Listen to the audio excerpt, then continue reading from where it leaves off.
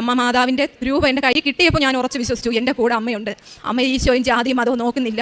ഏത് മതത്തിലുള്ളവരായാലും അമ്മയെ ഈശോയെ നെഞ്ചു പൊട്ടി വിളിച്ചാൽ അവർ വിളി കേൾക്കുന്നുണ്ടെന്ന് എനിക്ക് ഉറച്ച് ബോധ്യപ്പെട്ടു. ഞാൻ അമ്മ മാതാവിൻ്റെ തിരുരൂപം കൊണ്ട് ഇവിടെ ഉടമ്പടി എടുത്തു. എല്ലാം കഴിഞ്ഞപ്പോൾ അപ്പോൾ പറഞ്ഞു, ഉടമ്പടി പ്രാർത്ഥന പ്രാർത്ഥിക്കണം, ബൈബിൾ വായിക്കണം, പത്രം വിതരണം ചെയ്യണം, ഇതെല്ലാം പറഞ്ഞു. അതുപോലെ അതനുസരിച്ച് ഞാൻ അതെല്ലാം ചെയ്തു. അങ്ങനെ ഓരോ മാസവും ധ്യാനത്തിന് വരണമെന്ന് പറഞ്ഞു. ഇവിടെ വരുമ്പോഴൊന്നും ധ്യാനം കൂടാൻ എനിക്ക് സാധിച്ചില്ല. പക്ഷേ ഓൺലൈനായിട്ട് ഞാൻ അവിടെ ഇരുന്ന് ധ്യാനം കൂടുന്നുണ്ടായിരുന്നു. അച്ഛൻ്റെ പ്രാർത്ഥനകളെല്ലാം പങ്കെടുക്കുന്നുണ്ടായിരുന്നു. അങ്ങനെ മെഡിക്കൽ കോളേജിൽ ചികിത്സ നടത്തിക്കൊണ്ടിരിക്കും. ഞാൻ അമ്മ മാതാവിൻ്റെ ഈ കാശ് രൂപം കൊണ്ടാണ് ഞാൻ ഡോക്ടറെ അടുത്ത് പോകുന്നത്. അപ്പോൾ പറഞ്ഞത് ചികിത്സ 1 മാസം വരെ 2 മാസം വരെ ഗുളിക കഴിക്കാം എന്ന് പറഞ്ഞിട്ട് പറഞ്ഞു, നമുക്ക് കോളർ ഇട്ട് നോക്കാം, കോളർ ഇട്ടാൽ ഇത് ശരിയാവും എന്ന് പറഞ്ഞു. കോളർ തന്നു. ആ 90 ദിവസം തികയുന്നതിന് മുമ്പ് തന്നെ 3ാമത്തെ പ്രാവശ്യം ഞാനിവിടെ വന്ന് ധ്യാനം കൂടാമെന്ന് പറഞ്ഞ് വന്നതാണ്. പക്ഷേ ധ്യാനം ഇല്ലായിരുന്നു. വന്നപ്പോൾ തന്നെ ഞാൻ വന്ന് പ്രാർത്ഥന കഴിഞ്ഞ് ഇറങ്ങിയപ്പോൾ ഞാൻ പറഞ്ഞു, അമ്മ മാതാവേ, കോളർ ഞാൻ ഇനി ഉപയോഗിക്കുന്നില്ല.